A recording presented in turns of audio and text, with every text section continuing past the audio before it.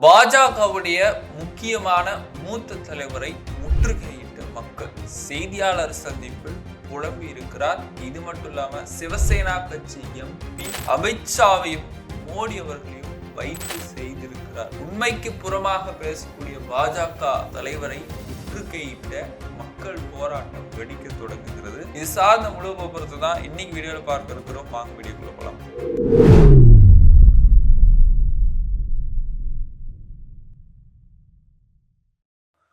கோபாசை நண்பர்களுக்கு வணக்கம். நான் உங்கள் சின்ன. இது அரசியல்களும் தொடர்ந்து பேசுவோம், உண்மையை உறக்க சொல்வோம். நம்முடைய சேனலை மறக்காம சப்ஸ்கிரைப் பண்ணிக்கோங்க, உங்களுடைய நண்பர்களுக்கும் ஷேர் பண்ணிடுங்க. இந்த வீடியோவை ஃபுல்லா பார்த்துட்டு உங்களுடைய கருத்துக்களை மறக்காம கமெண்ட் பாக்ஸ்ல தெரிவிச்சிருங்க.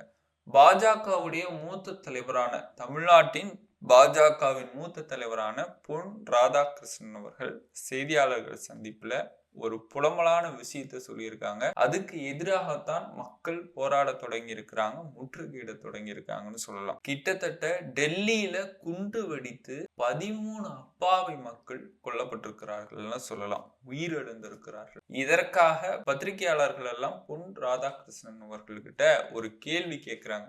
என்ன கேள்வி?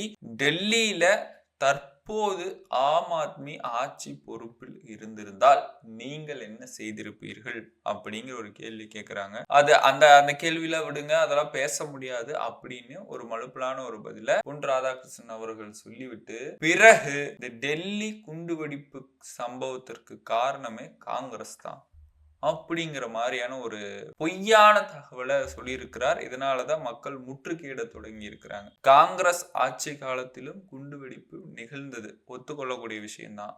ஆனால் குண்டை வைத்தவர்கள் காங்கிரஸ் அல்ல அப்படிங்கறத உண்மையான சம்பவம். இப்ப 2001 குஜராத்ல கோத்ரா ரயில் எரிப்பு சம்பவம், அங்க ஒரு குண்டுவெடிப்பு சம்பவம், இப்படி பல்வேறு சம்பவங்கள்லாம் யாரு செஞ்சா? சிந்தித்து பாருங்க.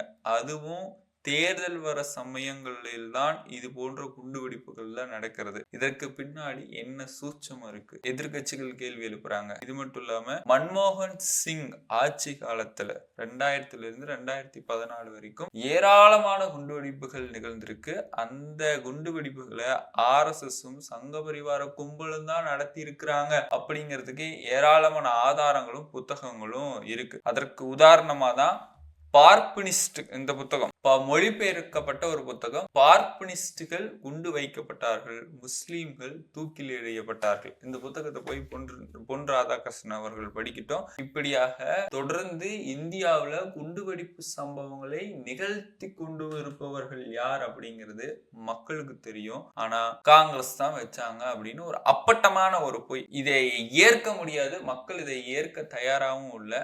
இப்ப டெல்லியில குண்டுவெடிப்பு சம்பவம் நடந்த மாநிலத்தின் முதலமைச்சராக இருக்கக்கூடியவரும் பிரதமரும் உள்துறை அமைச்சரும் இவங்க எல்லாமே பாஜக காரங்க தான். இந்தியாவில் ஒட்டுமொத்தமாக பாதுகாப்பு அமைப்பே பாஜக கிட்ட தான் இருக்கு. அப்படி இருக்கின்ற பட்சத்தில் சர்வ சாதாரணமாக ஒரு மனுஷன் கிட்டத்தட்ட 3 மணி நேரம் கிட்ட டெல்லியில சுற்றி கொண்டிருக்கிறான். அதை ஏன் NIA இருக்கு, CBI இருக்கு, அனைத்தும் பாஜக கையில தான் இருக்கு. அப்படி இருந்தும் ஒன்றும் செய்ய முடியவில்லை. குண்டு வெடித்து கிட்டத்தட்ட 13 அப்பாவி மக்கள் இருந்திருக்கிறாங்க. ஆனா பொன் ராதாகிருஷ்ணன் அவர்களுக்கிட்ட கேள்வி கேட்கின்ற பொழுது இந்தியாவுடைய உள்துறை அமைச்சரும் பிரதமரும் தான் ராஜினாமா செய்ய வேண்டும் என்கிற பதில சொல்லாம காங்கிரஸ் தான் காரணம் அப்படிங்கிற ஒரு அப்பட்டமான பதில் சொல்லி இருக்கிறாங்க. இது மட்டுமா? இந்த சம்பவம் நடந்த பிறகு கர்நாடகா முதலமைச்சருடைய உதவி செயலாளர் என்ன சொல்லியிருக்கிறாரு? பாஜக ஒன்றும் நல்ல சக்தி கிடையாது அப்படிங்கிற மாதிரி சொல்லியிருக்கிறாரு. ஏன்னா பாஜக அப்படிங்கிற ஒரு கட்சி இந்தியாவின் இறையாண்மைக்கு எதிரான ஒரு கட்சி அப்படிங்கிற மாதிரிலாம் எதிர்கட்சிகள் சொல்றாங்க. ஏன் சொல்றாங்க அப்படின்னு பார்த்தோம்னா 3 காரணங்கள் இருக்கிறது. முதல் காரணம் மூட நம்பிக்கைகள், 2வது காரணம் அறிவியலுக்கு எதிராக, 3வது காரணம் உண்மைக்கு புறமா பேசுவாங்க. இப்படி இந்த காரணங்களாலதான் பாஜக அப்படிங்கிற கட்சியை தமிழ்நாடு தொடர்ந்து எதிர்க்கிறது. இதற்கு மத்தியில பொன் ராதாகிருஷ்ணன் அவர்கள் காங்கிரஸ் தான் காரணம் ஒரு அப்பட்டமான பொய் சொல்றாங்க. இப்ப காங்கிரஸ் அப்படிங்கிற கட்சி இந்தியாவுடைய சுதந்திரத்துக்காக போராடப்பட்ட ஒரு இயக்கம். நேருல இருந்து மகாத்மா காந்தியிலிருந்து அனைவரும் போராடி இருக்கிறாங்க. ஆனால் இவங்க தவறான ஒரு செய்தியை மக்கள் மத்தியில போதிச்சுட்டு இருக்கிறாங்க. RSS வெள்ளக்காரங்களுக்கு அடிமையா இருந்து அவங்களுடைய ஷூவை நக்கியோ கழுவியதும் பிழைத்தார்கள் அப்படிங்கிற ஒரு அப்பட்டமான குற்றச்சாட்டு RSS கிட்ட இருக்கு. சுதந்திர போராட்டத்தில் பங்கெடுக்காத ஒரு இயக்கம், அது மட்டும் இல்லாம வாபஸ் கடிதத்தை எழுதி வச்சுட்டு பின் வாங்கின இயக்கம். அப்படி இருக்கிற இயக்கம் எல்லாம் இப்ப வாய் பேசி கொண்டு இருக்கிறார்கள். இது மட்டும் இல்லாம RSS தான் இந்த மாதிரியான குண்டுவெடிப்பு சம்பவங்கள்லாம் நிகழ்த்தி இருக்குன்னு பல ஆதாரங்களும் இருக்கு. இப்படி இருக்கிற மத்தியில இவங்க பொன் ராதாகிருஷ்ணன் அவர்கள் சொல்லக்கூடிய ஒரு விஷயம் அப்பட்டமான ஒரு பொய்யாகவும் உண்மைக்கு எதிராகவும் இருக்கிறது. அதனால் மக்கள் போராட்ட காலத்துல இறங்க தொடங்க போறாங்க. காங்கிரஸுக்கு எதிரான ஒரு பதில சொல்லி இருக்கிறார். ஒண்ணு தெரியலன்னு சொல்லி இருக்கலாம், இல்ல எப்படி நடந்ததுன்னு சொல்லி இருக்கலாம், இல்ல உள்துறை அமைச்சகம் பாதுகாப்புத்துறை அமைச்சகத்துக்கு கீழே தான் இருக்குது அப்படின்னு சொல்லாம காங்கிரஸ்னு ஒரு மழுப்பலான ஒரு மொட்டையான ஒரு பதில் தான் ஏற்க முடியாமல் இருக்கிறது.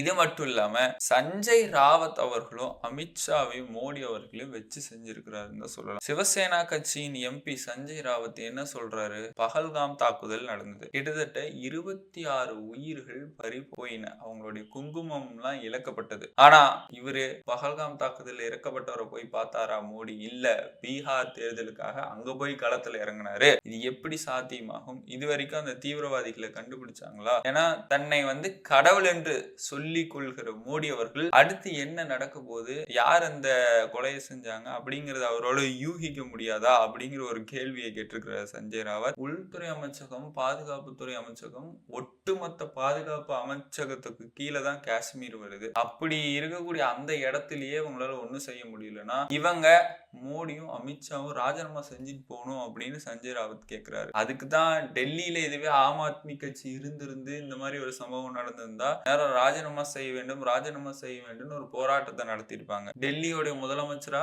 ரேகா குப்தா அவர்கள் இருக்கிறாங்க. அங்கவும் பாஜக ஆட்சியில தான் இருக்கு. அவங்கள யாருமே கேள்வியும் கேட்கல. பாஜக இதை மூடி மறைக்க பாக்குறாங்க அப்படின்னு சஞ்சய் ராவத் ஒரு காட்டமான பதிலை தெரிவிச்சிருக்காரு. நேருவும் பட்டேலும் தான் ஒரு சிறந்த பிரதமராக இருந்தாங்க. இருக்கக்கூடிய பிரதமர் அவ்வளவு ஒரு நல்ல விஷயங்களை செய்யக்கூடிய பிரதமராக இல்லைன்னு கடுமையான குற்றச்சாட்டை சஞ்சய் ராவத் வச்சிருக்காரு. இது மட்டும் இல்லாம மோடி அவர்கள் கடவுள் நான் கடவுளின் குழந்தைன்னு சொல்றாருல, அடுத்தடுத்துல என்னென்ன நடக்க போகுதுன்னு அவருக்கு யூகிக்க தெரியும்ல, இல்ல அதெல்லாம் யார் செஞ்சாங்க அப்படின்னு எல்லாம் தெரியுமில்ல, அதை பார்த்து நடவடிக்கை எடுக்க வேண்டியதானு ஒரு கேள்வி கேட்டிருக்காங்க. இது ஒரு நல்ல கேள்வி. ஏன்னா இதுதான் மூட நம்பிக்கை அப்படிங்கிறது. முன்னாடி நடக்க போறது தெரியும், பின்னாடி நடந்து தெரியும், நான் தான் கடவுள், அந்த காலத்திலேயே பிளாஸ்டிக் சர்ஜரி, இப்படியான ஒரு பல விஷயங்களை உண்மைக்கு புறமா பேசுறதுனாலதான் பாஜகவை யாருமே நம்ப மாட்டேங்கிறாங்க.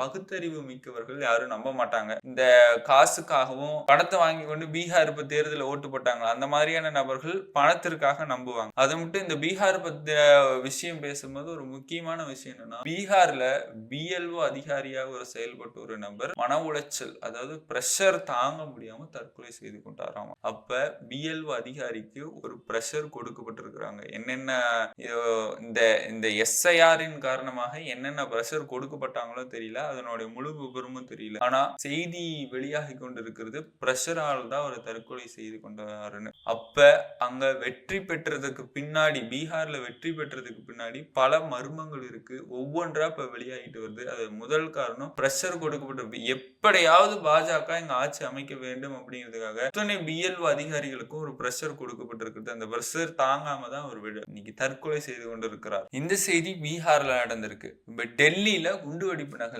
நடந்திருக்கு.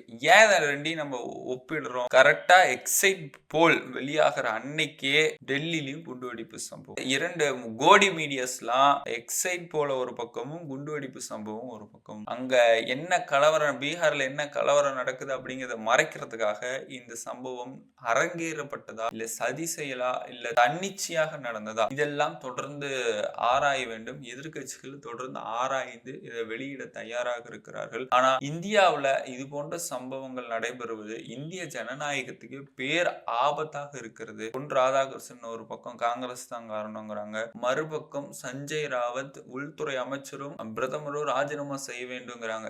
இதுவே மற்ற கட்சிகள் யாராவது இருக்கும்போது செஞ்சிருந்தா உடனே ராஜினாமா செய்யுங்கன்னு RSS கும்பல் போராட்டத்தை தொடங்கி இருப்பாங்க. மோகன் பாகவத் என்ன பண்ணிட்டு இருக்கிறாரு? டெல்லியில இப்படி ஒரு சம்பவம் நடந்திருக்கு, RSS வைத்து ஒரு போராட்டம் நடத்த வேண்டியதுன்னு நடத்த மாட்டாங்க.